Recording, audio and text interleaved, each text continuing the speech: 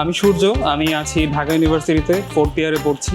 Glamour extra কেনার আসলে অন্যতম একটা ফ্যাক্টর ছিল হচ্ছে মানে ইন্ডিয়াতে যখন এটা রিলিজ হয় তখনই আমার জিনিসটা খুব চোখে লেগেছিল যে 125cc-র মধ্যে এত সুন্দর একটা বাইক দিয়েছে, তারপর আবার ডিজিটাল মিটার্স আছে, আর মানে স্টাইলিশ লুক, সামনের ভাইজারটার কারণে একটু অ্যাডভেঞ্চারাস লুকও আসে। মানে আমার একটা অ্যাডভেঞ্চারের প্রতি একটা আলাদা ভালোবাসা থেকেই বলতে গেলে এটা একটা কেনা। আর প্রাইসটাও মোটামুটি রিজনেবলের মধ্যেই এসছে বাংলাদেশে। লং ট্যুরের অভিজ্ঞতা বলতে আমি ঢাকা থেকে জাহাঙ্গীরনগর পর্যন্ত গিয়েছি, এদিকে 300 ফিটেও রাইড করেছি। অভিজ্ঞতা এমনিতে ভালোই ছিল আমার মনে হয়। ম্যাক্সিমাম সময় অ্যাজ ইউজুয়ালি রোড মোডেই চালাই, রোড মোডটা যেহেতু মানে শহরের রাস্তার জন্যই দেওয়া হয়েছে এটা। আর এছাড়া হচ্ছে ইকো মোডটা আমি চালিয়েছি যখন ফুয়েল ক্রাইসিস ছিল বাংলাদেশে অনেক, তখন আমি ইকো মোডে অনেক দিন চালিয়েছি। ইকো মোডটা থেকে ভালোই রেজাল্ট পেয়েছি, তুলনামূলক মানে বেশি মাইলেজ পাওয়া যায়।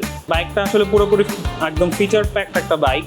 এর মধ্যে ক্রুজ কন্ট্রোল আছে। ক্রুজ কন্ট্রোলটা আমি মাঝে মাঝে ইউজ করেছি, ওই যে লং রাইডের সময় ইউজ করেছি কয়েকবার, 300 ফিটে গিয়ে ইউজ করেছি। এছাড়া আছে হচ্ছে ব্লুটুথ যে কানেক্টিভিটির ফিচারটা, টার্ন বাই টার্ন নেভিগেশন, সেটাও আমি ইউজ করেছি।